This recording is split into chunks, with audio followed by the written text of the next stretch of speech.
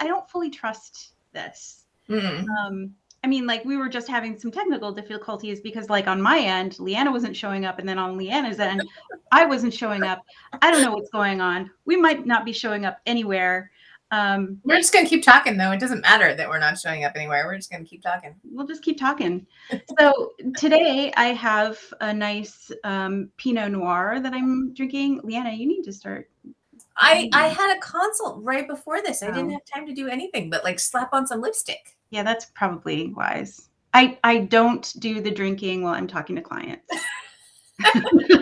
Although sometimes I want to. I have no comment on that.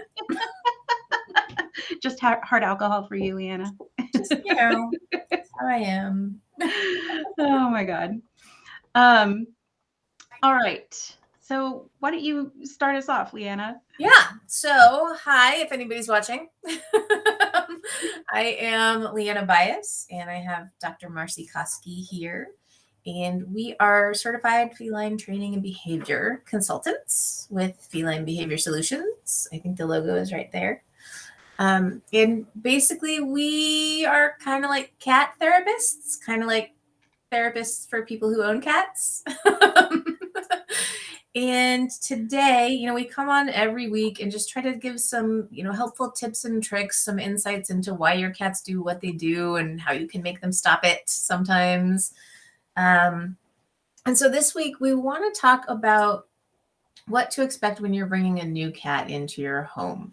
You know, a lot of times what we find in our consultations, what we hear from the rescues that we work with is that people are surprised or overwhelmed or unsure that what their cat is doing when they bring it home is normal. You know, just recently I had a consult with a couple who adopted a cat whose previous adopters had returned him to the shelter because he hid under the bed for the first week that they had him home. And they thought that that was a bad indication, but in reality, that's not unusual. So we just want to talk a little bit about what to expect, you know, when you're bringing a new cat home, how you can prepare a little bit.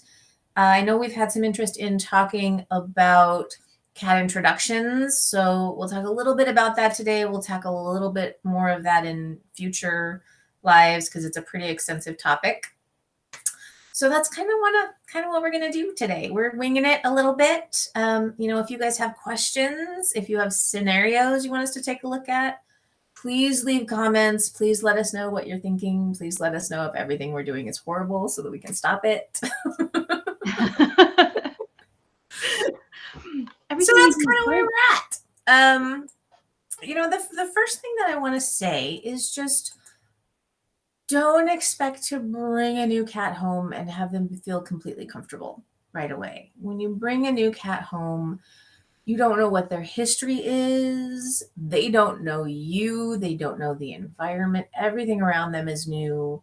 It's very possible that they just left a really scary environment of the shelter where they didn't know what was happening and they were listening to dogs howling all day long and people poking at them. And so they're likely to be in a pretty stressed out state when they get into your home. So, you know, just keep that in mind. You kind of have to go with the flow. You have to be prepared for a lot of different scenarios when you bring a new cat home. I want to say, like, I'm working with a client right now, and she's wonderful. And she has a number of cats in her home. And she just rescued a kitty named Poppy, gorgeous little girl. She's like tiny, but she's 2 years old. And she was apparently living on the street. She had been abandoned. She was starved. Okay, and now my cat is losing her mind. What is that? She's doing this. Abby! Getting into that paper just now. Oh my God, that's so cute. Oh my God. Of course, she doesn't do that all day. And then as soon as we go live, she's that's like, good. She's showing off. Oh my God. So anyway, Poppy was rescued and she was in a sorry state, had just been doing God knows what to survive on the street. And then she, you know, has to go in to see a vet, make sure she's okay. And she has bad teeth. So had to get that taken care of. And so she's in a room in this house, and Heather is taking fantastic care of her. And Poppy doesn't really want to come out of her room.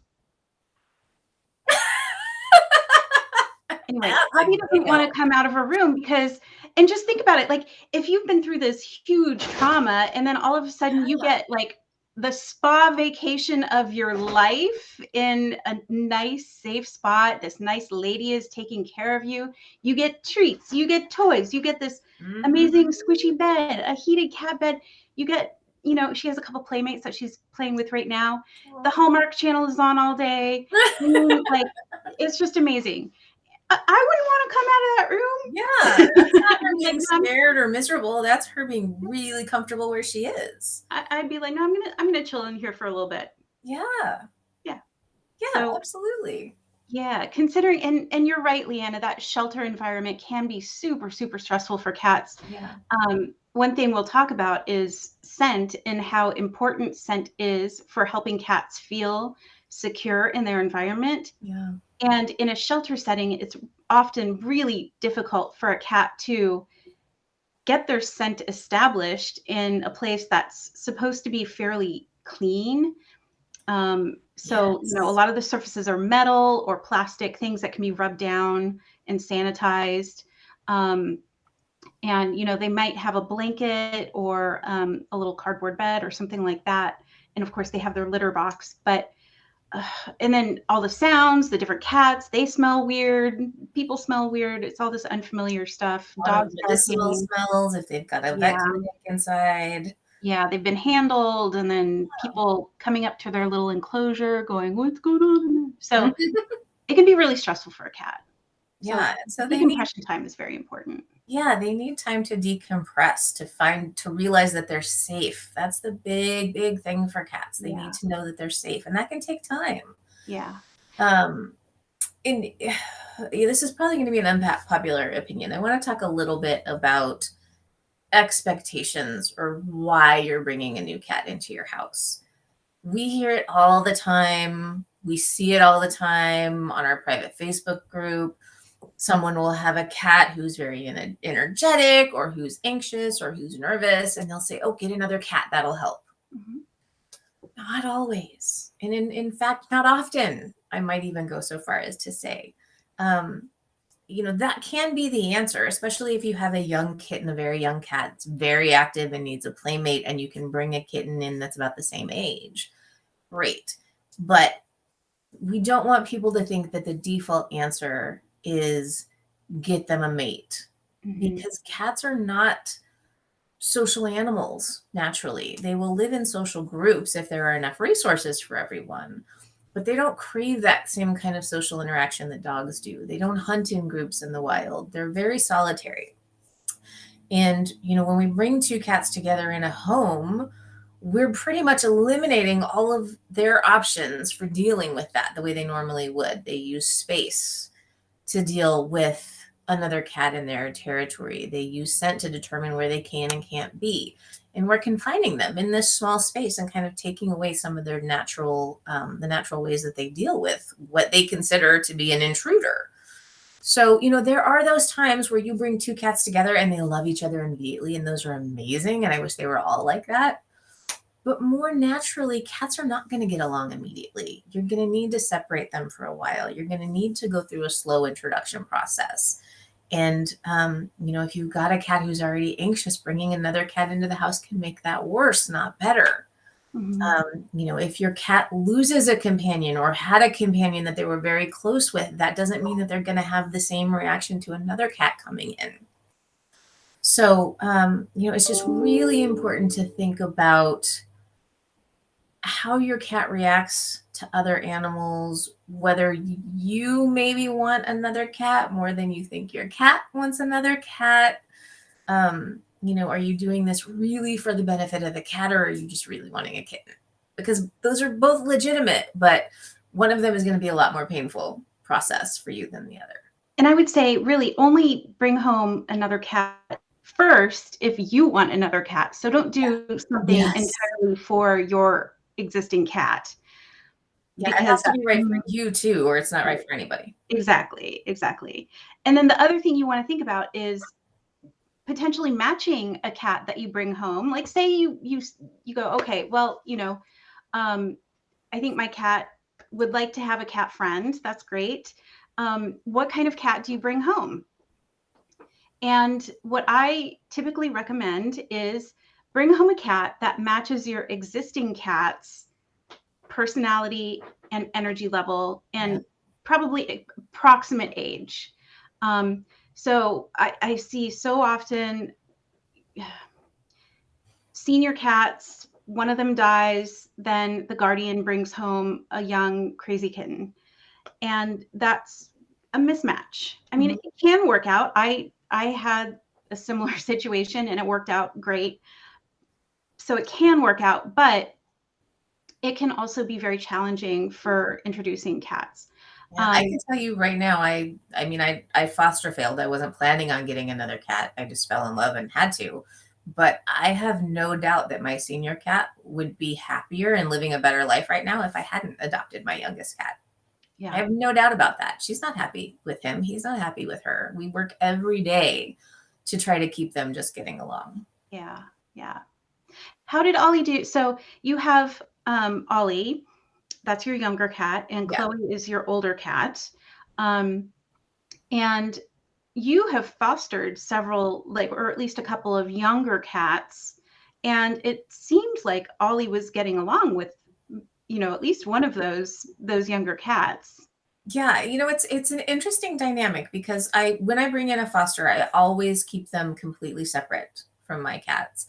And if they're going to be with me for a while and everyone seems comfortable with it, I will start to let them interact a little bit. I don't go through formal introductions because they're not going to be with me long enough to warrant that. Yeah. But if they seem like they're going to get along, fine. If not, then I'll just keep them in different spaces at different times. And I've noticed that, Ollie has done great with cats who are closer to his age that I fostered. And interestingly, my senior cat and my other older cat that I had at the time, they both did really well with the other fosters that were that age, but not with Ollie. Because for whatever reason in Ollie's brain, it was more of a territorial resources issue, and he decided to be aggressive with them to start. Yeah. And that's when I called you and then changed careers because I didn't handle it properly before I knew better. And so, it's interesting. I've had cats of the same age that mesh almost immediately or just, neutral with my cats. Whereas Ollie came in and upheaved our world. So, you never know how they're going to react. And even to your point about trying to match energy level and things like that, also don't be surprised if, you go to a rescue and they tell you, this is a great cat, does well with other cats, lots of high energy, and then you bring them home and it's different because it's a different environment. I've had cases where cats live in social community rooms at the shelter and do great, but then they go into a home with one other cat and they fight. Yeah. So you really have to go into it knowing that, no matter what, you're going to work through this, but it might not work out the way you thought it was. And having that understanding going in is so important to keeping your sanity through the process. Yeah. I think even meeting cats at the shelter, you're getting a whole different type of cat potentially when you bring that cat home. Imagine how you are in an interview, right? You're so totally different, the same way. I think I told you guys, Ollie was an angel until the day that I decided to adopt him, and then he turned into a little hellion. So he's like, sucker. The work is signed. I can be myself now. Another thing I want to mention just briefly is there's kind of this myth that female cats won't get along with each other. And in my opinion, gender differences really don't matter when it comes to cats, especially after they're spayed or neutered, because all of those hormone levels are much decreased and you're not dealing with the urge to mate, the urge to protect kittens, all of those hormonally driven actions. And it really does come down to personality and not necessarily gender. So, and even within that, personalities that are introduced the wrong way, they can be completely compatible if they're introduced the right way. But if they're introduced the wrong way, then you've got, issues potentially for years. Yeah. So, okay. So we just talked about types of cats that may or may not be compatible when you're considering bringing home a cat. Now, what about, and we talked a little bit about the shelter and some of the trauma or, ways in which cats coming into our home could be experiencing some really stressful conditions before they get to us. So we need to be able to expect, that they could hide under the bed for a week. And, be afraid of you for a while. They may not eat right away. They may not want to use the litter box right away. These are all normal things. And also, we also know that we're giving you worst case scenarios on a lot of this stuff. But that's because the people who come to us are in those situations, and we see that all the time. So we have like prepared for that bell curve, right? We have a bell curve of people who have cats and cats themselves. And, the average cat and situation is here. Our clients are kind of on the outside of the bell curve. So take that with a grain of salt. Take what we say with a grain of salt. We're coming from, emergency situation. We don't want you to be in these situations. So we want to prepare you before that happens. Now, what can we do ahead of time to help cats coming into our home be more comfortable right when they get to our house? What can we do? So I think the most important thing that you can do is have a completely separate space set up for your cat. You don't want to just plop them in the living room with the dog and the kids and the other cat and see what happens. They need to come home in a quiet environment. They need to go straight into what we would call their safe room. Make a kitty room. Exactly. Yes. And it needs to be, you can dim the lighting. You can have some music playing if you want to. You want to make sure that you have more than one place that they can hide. Cats don't just hide when they're fearful. They hide when they want to be cozy too. So it's good to have little safe places in their safe place so that they can hide away when they feel comfortable. Can I add to that? I want to add to that a little bit. So it's also a good idea to we call it blocking off the unders, because we do want to be able to make sure that the cat's okay and be able to reach them if necessary. So blocking off like the underside of beds or behind the couch or any place where a cat can potentially go where you can't reach it is really good. But instead of that, they do need a place to hide or a few places. So set out cardboard boxes. You can drape blankets over chairs to make little teepees. That's a good one. I do that a lot. Bags with handles cut off, little cat cubbies. The Hide and Sneak by Desi and Rue is a great little paper tunnel type of thing. So lots of hiding places that your cat can go to, but still be within reach if something happens and you need to get to them. Yeah. And think about cat proofing too. Your cat may know not to chew on cords. Your new one may not. So you want to make sure cords are out of the way. You want to make sure that, drapery and mini blind cords are up out of the way. Make sure there's nothing in there that your cat could ingest if they're nervous. Some cats chew more when they're nervous. You really want to think of it as almost like your baby proofing. If you had to bring a baby home that could crawl and put it in a room, what would you do in that room? Yeah. You kind of want to do the same thing. And then you want to just give them some time, right? You want to have toys in there so that they can play on their own a little bit if they're ready. You don't want the whole family sitting on the floor in this room waiting for the cat to come out. Everybody's got to be a little patient. It's awful because you just want to rub it on your face and listen to it purr, but you've got to be patient. You've got to give them some time to decompress. And I think that's really important, whether or not you have kids or other cats or dogs in the home. Kitty needs a kitty room, no matter what your situation is. Even if that's just your bedroom, just one room, where it's a smaller area rather than your entire apartment or entire house. Yeah, even if it's just you that lives there and you don't have any other pets or any other people, it's still good to have a safe room for kitty. Yeah, just have like, it's a manageable area that they can explore and check out. Yeah. Another thing that's going to be really helpful is to be able to give that cat a sense of familiarity right from the start. So if there's something at the shelter that has been with that cat, like a blanket or bedding or, some toys or whatever, you can bring that with you, hopefully.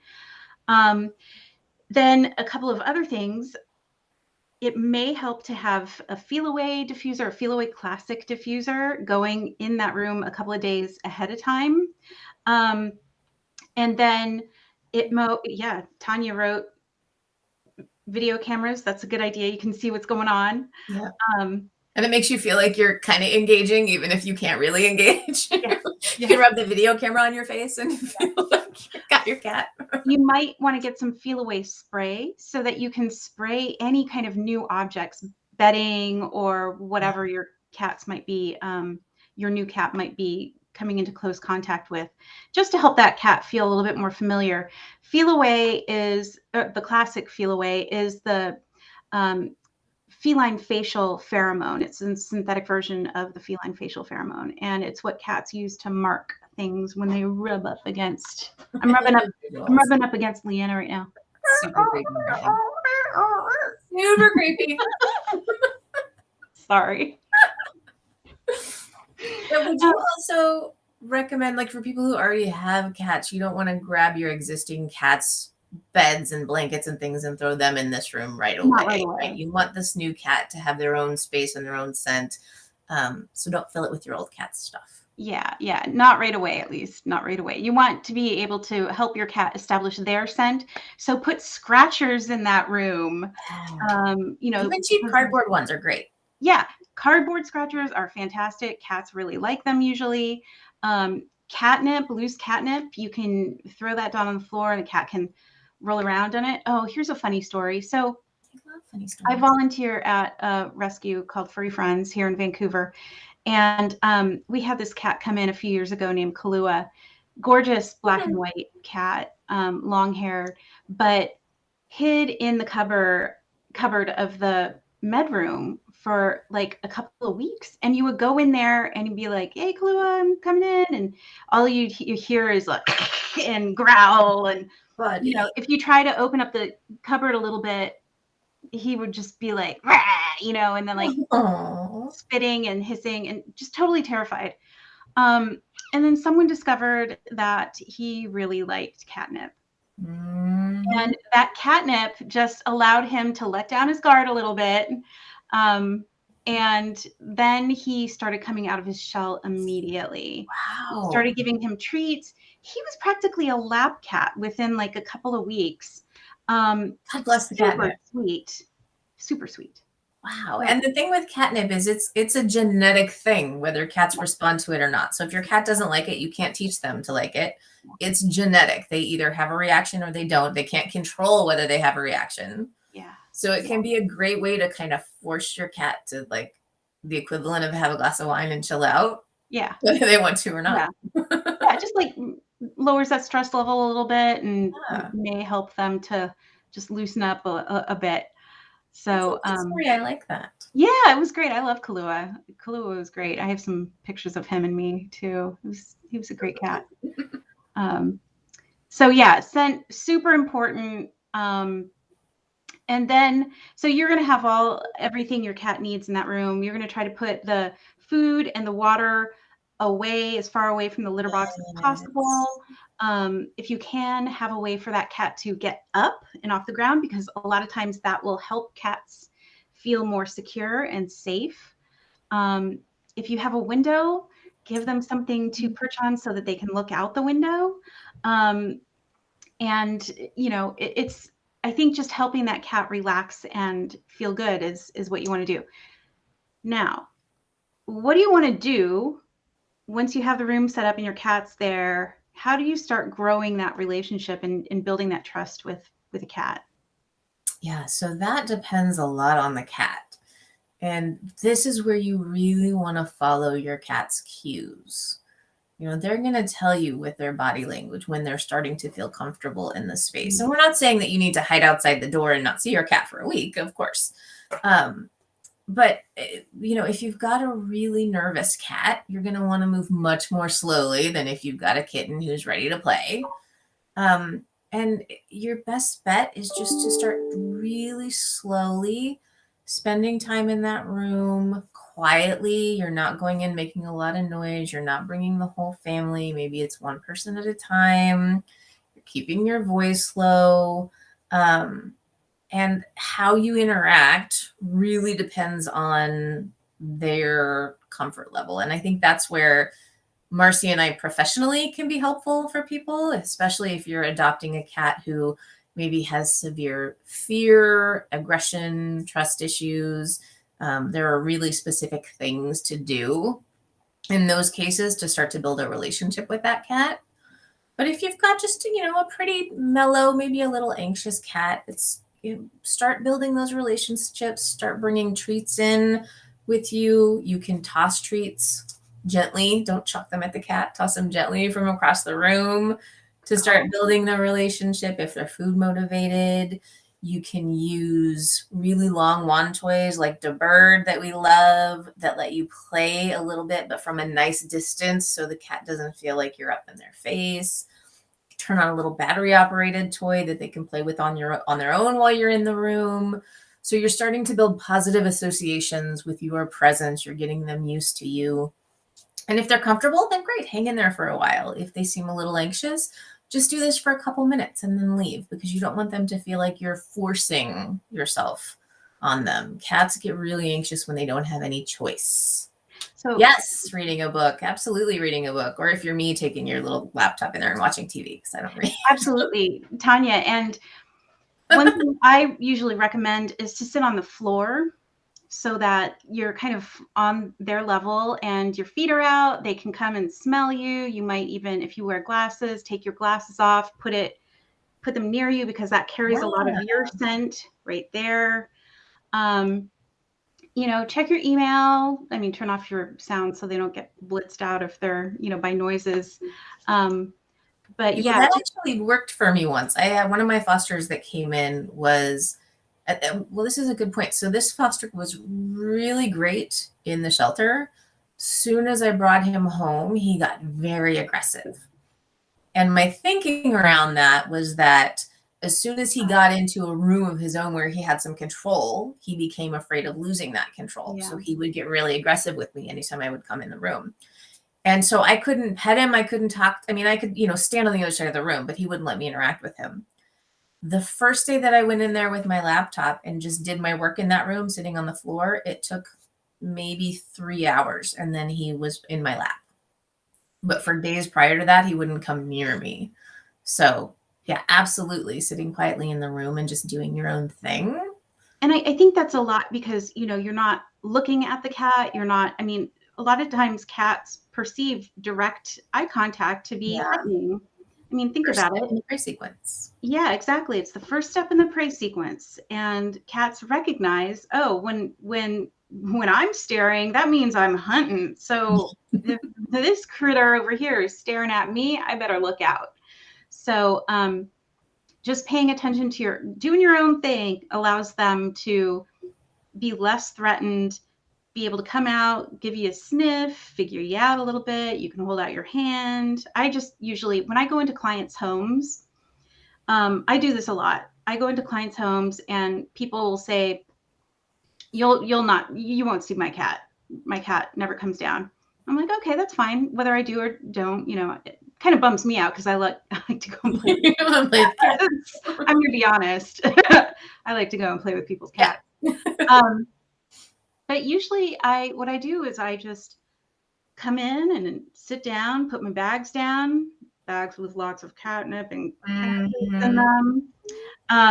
And I'll get out my laptop and I'll just start talking with my client. And then, usually within a few minutes, I'll see a little cat peeking around the corner and I just ignore.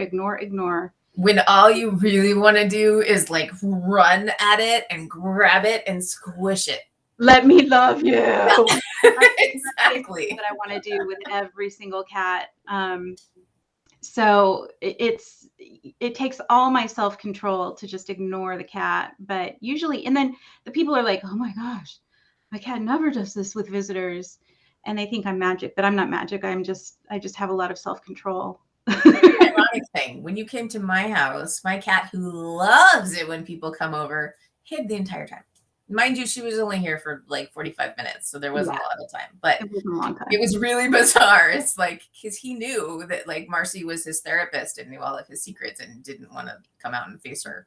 Yeah, because I would have been like, Ollie, I hear you've been a little naughty lately. Oh my gosh. So yeah, making friends with a new cat can sometimes be challenging and it can sometimes take a while, but there's a lot of cats out there who are just like, I'm in a new home.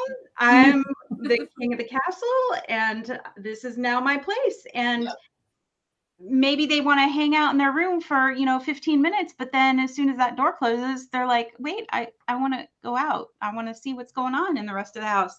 So it really does come down to taking cues from your new cat and being respectful of those cues. You always want to give that cat a choice about, okay, you want to stay in here, you feel safe in here, that's fine. But, if your cat wants to come out and there's no other cat that you need to introduce them to or worry about, that kind of thing, if you don't have any other pets, let them come out. Yeah. If you have other children or family members, it might be a good idea to bring them into the room one at a time just to get to know them a little bit. But some cats are just super friendly and outgoing and chill, and they just want to be part of the family right away. And that's okay too. Sorry, Marci. No, go ahead. It's a good idea too, if you have young kids, before you bring your new cat home, to just do some practice sessions with them so that they understand how to react, how not to move a lot, how not to make loud noises. Preparing them for what to expect from a new cat is just as important as, you preparing, because they may have expectations of an instant playmate. They may have expectations of, immediately getting to squeeze this new fluffy, wonderful thing. So it's good to just do a little planning ahead of time with the kids too, and let them know how they should act around Kitty so that Kitty is comfortable, and then Kitty will let us know when he's ready to be squished, because that's what we all want to do, is just squish him. I know. Put my face in their tummies. Yeah. Oh my gosh. So what do you do if your cat has been hiding under the bed for a few days and you notice that they're not using the litter box or they're not eating a lot or drinking a lot of water? What do you do? Yeah, that can be a lot of different things. You've obviously got a nervous, anxious cat. And so the first thing to do is really try to look at the space with your cat goggles on and try to figure out what might be scaring them. Do you have a really loud washing machine right next to this room?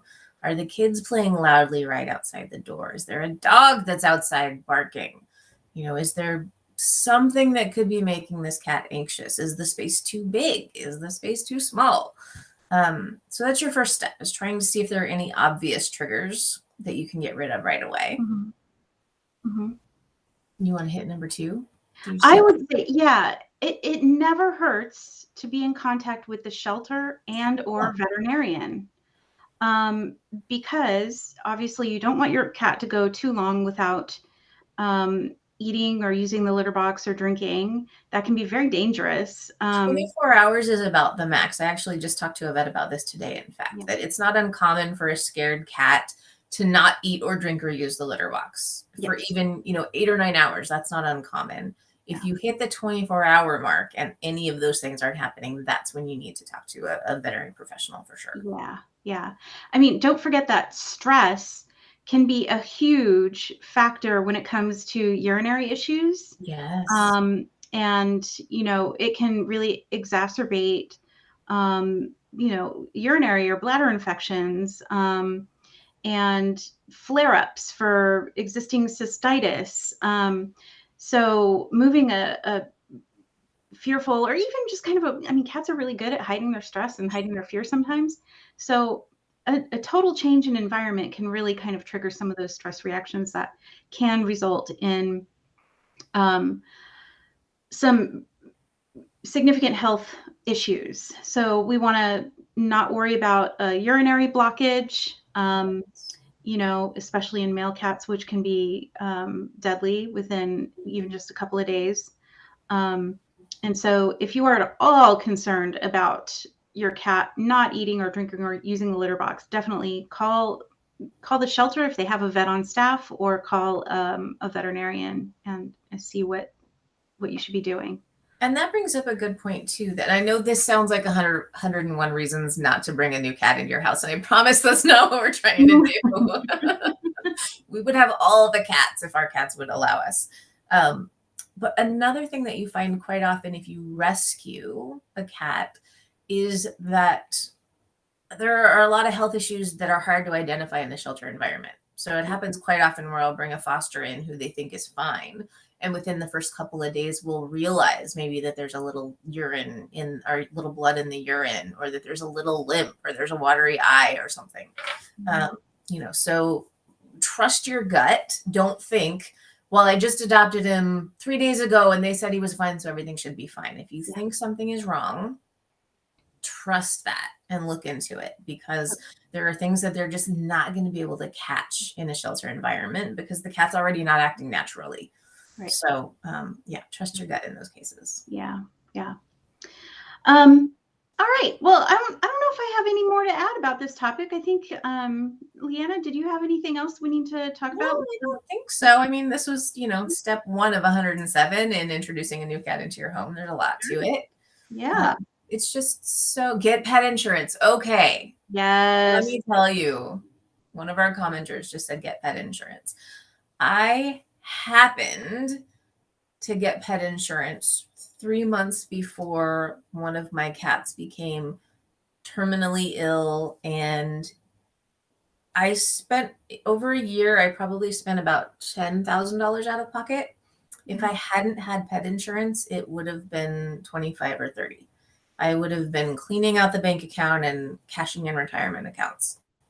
So, you know, pet insurance, I know everybody questions it. And if you don't need it, then that's great. But you just never know. And they don't cover pre-existing conditions. So I, like, my cardinal rule now is like day 1 with a new cat in my house, we get pet insurance. It can really save you. And it also just relieves that worry or that stress of, can I afford this? Should I do this? Is it worth the money? Because you know that it's going to be more manageable. So that's my 2 cents on pet insurance. Yeah, absolutely. I've never had pet insurance, but I wish I did.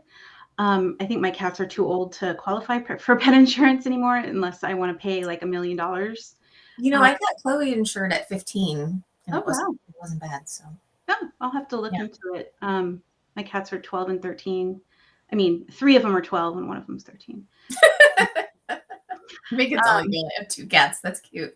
Yeah. But no, pet insurance is definitely a good thing. I had a cat, Zoe, who had small cell lymphoma, and I did not have pet insurance, and that was a lot of money. Yeah. But, you know, worth it for me. Totally worth it. Yeah. But, you know, it's hard when you have to struggle with making decisions about, is this worth it? Yeah. Yeah, exactly. So pet insurance can help with that if it's feasible for you. Hey, so LeeAnna, since we're kind of at the end of our thing, has there been any kind of new enrichment idea that you've, no? Okay. Not this week. A big fat fail this week. Well, it's been yet another week without the catio on my office. What's up with that? Well, I think our friend is very, very busy, but it's for a cat. It is. So in lieu of that, Abby really loves brown packing paper. So I put out the brown packing paper, which she loves diving into and making a mess of. And I also decided to, I can't remember if I had it last week, or not. I think I switched it out last week, but I took away the ripple rug, which had been out. Oh, that's what's missing in there. Yeah. Yeah. So I took out the ripple rug, and then I added the hide and sneak, and she's been enjoying that too. So that hide and sneak is like 10 cents. It's the cheapest cat toy you can buy. It's made out of paper bag, basically, and it lasts forever, and cats love it. Yeah. I was stupefied when you told me to buy that thing. I was like, this is going to last 5 minutes in my house. Ollie played with that thing for months and months and months and months and months and months. Then I have one downstairs in the living room. It's getting a little shredded, but it's been down there for like 3 or 4 years. So much cheaper than the like fancy fabricy pretty tunnels. Yeah. Because we're cheap. We have to buy a lot of cat stuff. So at least for business expenses now, right? Yeah, that's true. That was a big plus going into this business. Every stinking little furry mouse I buy now is a business expense. Business expense. All right. Well, are we ready to wrap this up? I think so. Yeah. Just, if you're thinking about getting another cat, just go into it with your eyes open and your heart open, and just let the expectations go and know that you're getting what you get. And hopefully, with some of the things that we're teaching and some of the things that and, working with a behaviorist, if you need one, you can manage whatever happens and it'll be great. You can, visit us at FelineBehaviorSolutions.com. We're both available for consultations. And thank you, Tanya, for sitting in the whole time and commenting and engaging and being an amazing moderator for our Feline Behavior Solutions private group. We really appreciate you, Tanya. Yes. And if you're not a member of the Feline Behavior Solutions private group, feel free to join. It's free to join. You just have to answer 3 questions. Yes, no questions. It's easy. If you answer those 3 questions, we'll approve you. And just so you know what happens in that group, basically anybody can come in and post questions or share stories about their cats. We have amazing moderators who are experienced, who will help answer questions. And then we also have just a great group of people who will provide comments and feedback and their experiences. Yeah. And it's a really great way to get support if you don't need a behavior consultant, or if that's not feasible. This can be a great thing. It's also just a good way to learn about cat stuff. I learned stuff reading the different comments and ideas in there. So, and you can do a search. You can search by issue. There's keyword tags, and we categorize posts. So like I can almost guarantee that there's somebody else in that group who has the same questions that you do, or the same situation. Yeah. And so you can read what people have said for similar situations. So please do join that group. These videos are also posted on our YouTube channel. So you can look at Feline Behavior Solutions on YouTube. There's a bunch of videos there, some really old ones that I did a long time ago. I did go back and look at your very first one a while ago. I was like, oh, look at Marci. I had no idea what I was doing. No idea. So if you you really want to go back that far, you can, but maybe stick with like 2019 and forward. Yeah. I'm thinking I might take down some of those videos. Like, what am I doing? I mean, there's Periscope videos on there. Do you guys remember Periscope? I know. Nobody remembers that. Oh, there's going to be TikTok videos up there pretty soon. Heaven help us. I know. All right, you guys. I hope you have a great night, and thank you so much for joining us. And say hi to your kitties for us. Yes. Bye.